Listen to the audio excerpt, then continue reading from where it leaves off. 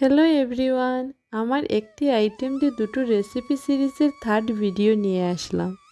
আজকে আমি বানাবো কাঁচা আম দিয়ে আমের ভর্তা আর টক ডাল। তাহলে চলুন শুরু করা যাক।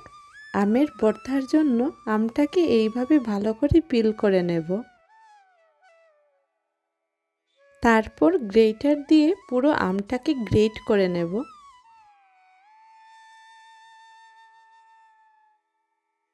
এখন তার উপর লবণ, চিনি, লাল মরিচের গুঁড়ো, তাজা দুধের মালাই বা ফ্রেশ ক্রিম, কুচি কুচি করে কেটে রাখা কাঁচা লঙ্কা, লেবু পাতা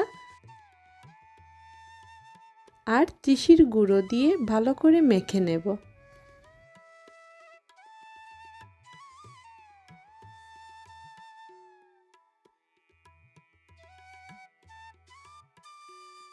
বাস, আমাদের চটপটে টকঝাল মিষ্টি আমের ভর্তা রেডি।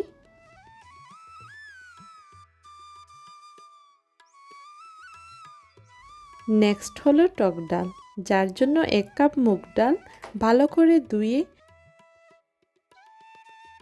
কুকারে 1 চামচ লবণ ও 2 ফুটো সর্ষের তেল দিয়ে সিদ্ধ করে নেব। ডাল সিদ্ধ করার সময় একটু তেল দিলে ডালটা সিটির সাথে বের হবে না ও ডালটা ভালো করে সিদ্ধও হয়ে যাবে।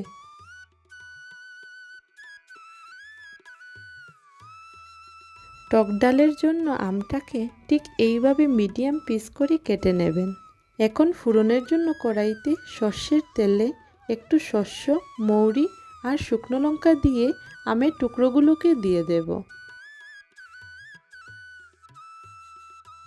সামান্য লবণ হলুদ দিয়ে আমের টুকরোগুলোকে ভালো করে ভেজে তার উপর সিদ্ধ করে রাখা ডাল দিয়ে দেব।